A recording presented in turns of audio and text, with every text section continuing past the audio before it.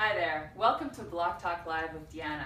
My name is Deanna Hansen and I'm a certified athletic therapist and the founder of Fluid Isometrics and Block Therapy. And it is day 3 of working with Doug.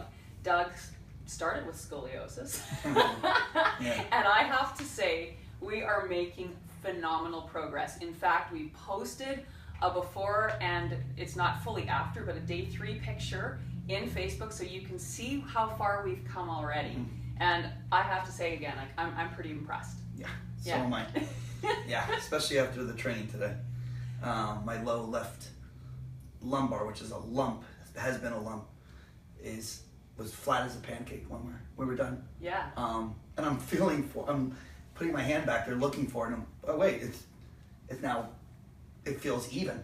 You know, it feels great. It looks visibly, it's a visible difference. So. Absolutely. Well, yeah. your front pictures. We're just teasing you with just the front pictures, yeah. and we're gonna post like full pictures Right. after day 5 so that we can show like your whole body and stuff. But I'm blown away by your face, to be honest. Oh yeah. How much younger you look in your face. How much calmer you seem. Yeah. Well, we did a lot of face work last night. That was intense. It's intense work, but it's great work. You know, you got to get into it. I'm into it. Are you finding that connection to pain now? It's something Yes. that you are embracing. Yes. Yeah. Quinn, who's the lead block instructor, said, hang out with the pain. So, for instance, if I put it on my xiphoid process, like if I put the block here, Mm-hmm. I'm actually, as I'm doing the diaphragmatic breathing, I'm moving just gently into the pain as I'm breathing. And as it gets more in a painful spot, I just keep a smile on my face, breathe, and my belly goes out, pull it in, and then after a few moments, it dissipates. And then when we were done with the body work, sometimes it's extremely painful for a moment, but you just relax and it just goes away. Because you're talking about decades of adhesions, like you're melting the tissue away, what you said. Yeah. Yeah.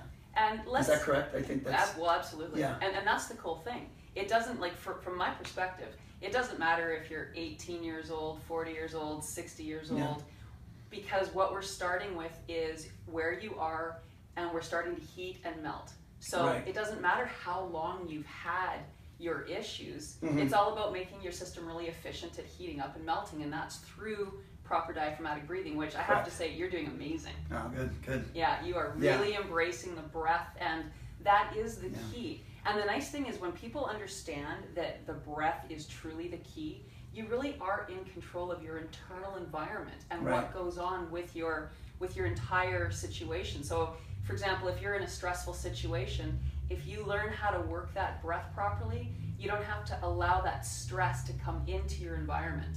Right. So that's the beauty of understanding the breath. And when you learn how to use your breath properly, you keep your physical body safe because you learn how to move with your breath. Right. And part of the education is if it hurts so much that you can't breathe in a relaxed way, then we want to back off. Right. We don't want to force anything, which keeps you Correct. safe. So it's not that we're not approaching the tissue in a painful way, but we're not forcing it to do something it doesn't want to do. Right. We're persuading it to move in the way that your body wants, to release those adhesions and allow everything to come back. And when I saw your after picture of the front, I truly was blown away. I can't believe we made that much progress so fast with you. In two days or 2.5 days. I mean, Yeah. we still have stuff to do tonight. But I know. I mean, and I had a lot of delays today thanks to real life stuff. But so we're only truly halfway through this 5 days. Mm-hmm. And the cool thing too is we have your before x-ray. And we're not going to do an x-ray right away. Right. But as you said, we're going to come back here in January and we're going to spend a little more time, and you've got our program, so you're going to be on the block now. And we're going to get some x-rays of you after next time, so we can actually show the spine and what's truly happened with your scoliosis. Yeah. So one thing that you continue to tell me is good information when we bring it up is the fact that we don't want to strengthen your body yet. Yes. Yeah, I asked Quinn about that. He was a natural bodybuilder, the one who's doing the video, and you had told me as well, because once you start the block was something that maybe I was zigzagging towards. I bought it, I was ready to go, but I was thinking, wait a minute, wood on bone? That sounds painful. Now, like, I'm sitting on my block. I'm using it for pretty much, it's like with me all the time. It's so easy. But yes, I want to start walking. I want to start swimming again.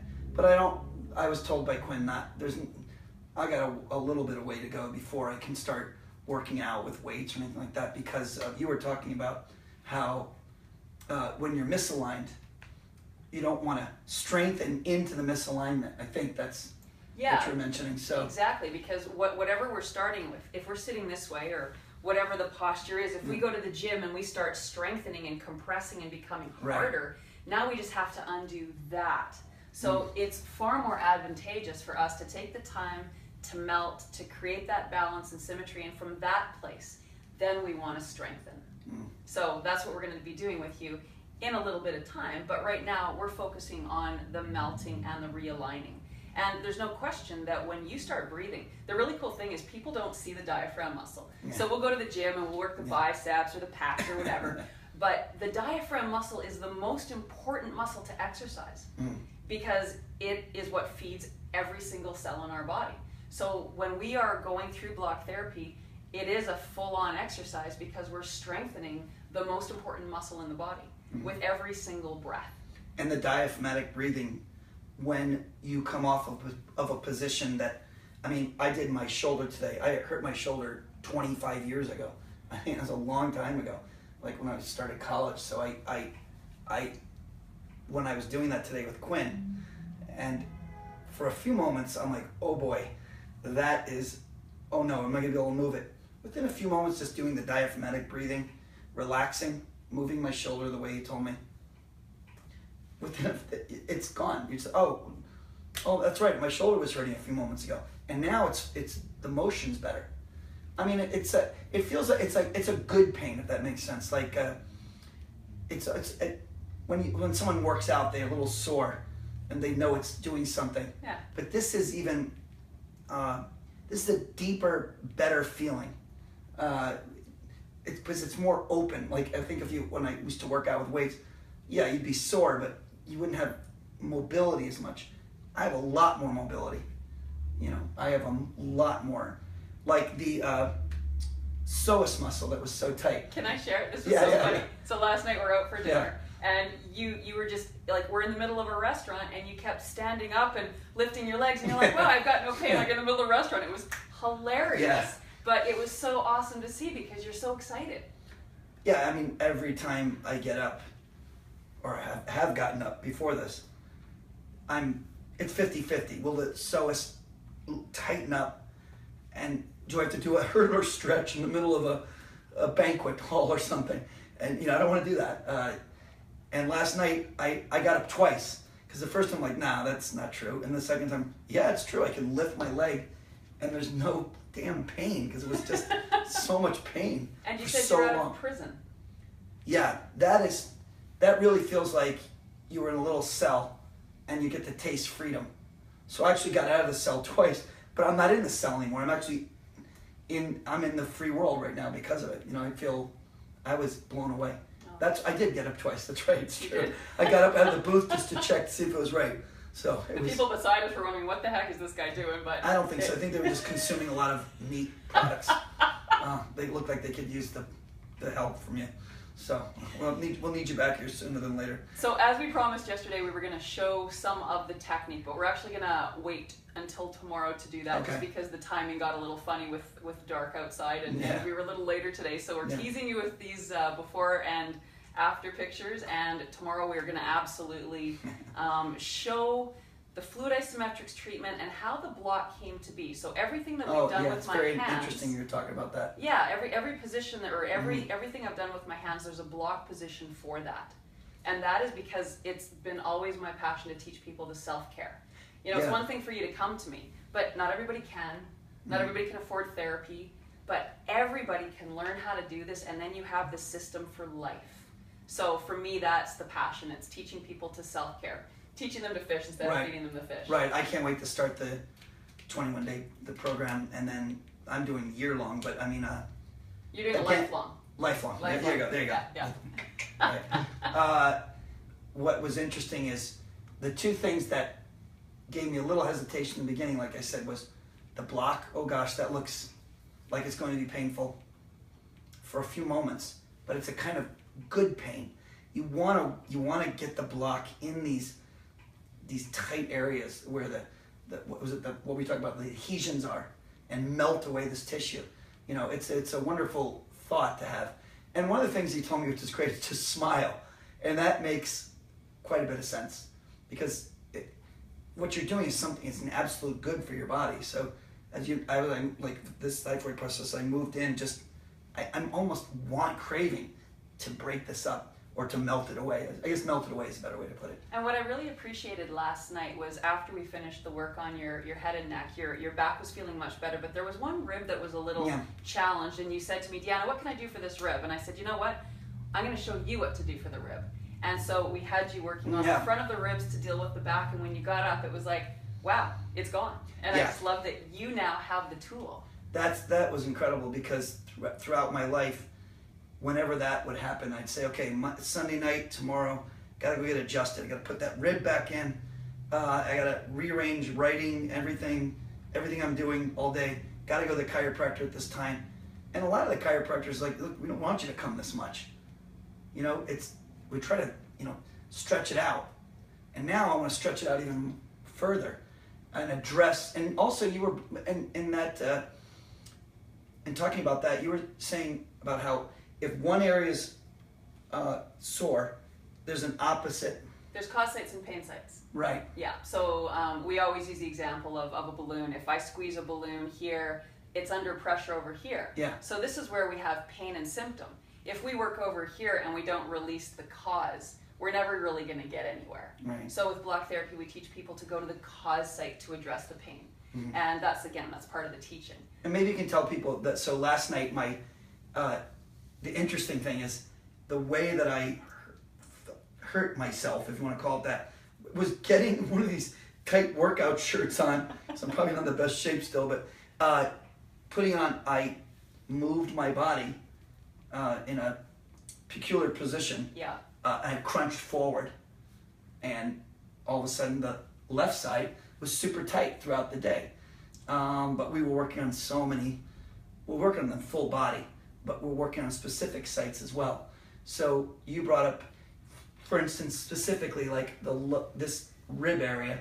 What was the area you were saying that the opposite area that corresponds to it? Well, if you have an area in your right back, every action has an equal and opposite reaction. Okay. So the equal and opposite reaction to an area in the back will be the equal spot in the front. Oh, that's right. So my left upper thoracic area on the rib, not the rib area, was super tight and that corresponded to the front lower rib. So afterwards, I just simply put a block upright, like this, and then Quinn got me in a good position to go down on the block, and it's in that breadbasket area where my scoliosis, that little indenture area, and I lay on there for, I think, 9 minutes, about 9 minutes, and when I got up, it felt a heck of a lot better. It's a little sore, but again, it's the kind of soreness that it makes you feel like, hey, I'm doing something. I'm making a change. It's not the kind of soreness that I had when I drove right past where we were a few months back to go to an award show and I couldn't walk. Yes. And stopped the car and my psoas had locked up. My low back had locked up. I had gone to a producer's house for his birthday for dinner, and I was like 150 years old. I was bent over, and there was an award show in Burbank, and by the time I got back, I couldn't go. And I had a seat at the table, and a friend of mine was winning an award, and I couldn't even get there. And it's all of 2 miles from my house up in the mountains. So that was quite depressing. And now, that's why probably last night when I got up in the restaurant, you can imagine the eureka moment that I don't have this horrific pain, because it's worse than a prison. It's a prison, not just of the body, it's a prison of the mind, because you're very nervous. One gets very nervous. I do, at least. when I'm going somewhere, I've got a plan to do this. And what happens if this goes out? Oh my God, I have to have like a game plan. Well, I'm not worried about it anymore. I don't care about a little bit of pain to get out of a massive amount of pain. And just take the block with me. And I'm sitting, I'm sitting against the block. It's like, it's awesome. My posture's comforting. Far better than it was just 2 days ago. Yeah. So I'm very confident that that we're doing amazing work, and how great you are. And also, when we just got done, wait till people see how flat that lower left lumbar is, because it was puffed out. Yeah. And I think Quinn's eyes just popped out of his head when he saw it. But we're doing fairly unique body work that you do. I mean, it's somewhat familiar, but very original. Someone said, I think I've seen something like that, but it gets right to the core of the problem. So I'm very excited. Yeah. I'm excited too. Yeah. Well, thank you so much again for having the faith and for allowing us to share. And thank you. Again, we got a couple more days, so we're gonna keep you posted, and I'm just having the time of my life. Yeah. And the last thing you might want to mention is the extremities. That I had broken my toe rescuing my dog, who's sadly gone. 16 years ago, I broke my toe severely badly on the freeway. I had this dog looked like a part of a coyote, and he got out from my oldest friend's house, and I had to go to the freeway to get him. And when I did, I slammed my toe in. He's a big shepherd / coyote. I don't know what he was. And I lifted him up and slammed my toe straight on into the sidewalk and fractured this area. Well, at that time, they didn't give me a boot. So, and for the first couple days, I didn't even know the toe was broken until I was walking. I just collapsed. So that has been the most horrific problem for me. And my gait has been thrown off because of it. And you worked it today while Quinn worked on my calf. And it's not fully better yet, but I don't feel it. It's the tension is gone. So I feel it's going to be an incredible change sooner than later. And I don't think we really understand when we don't have mobility in a toe, mm-hmm. and how that affects our gait and how that affects everything up the chain over years.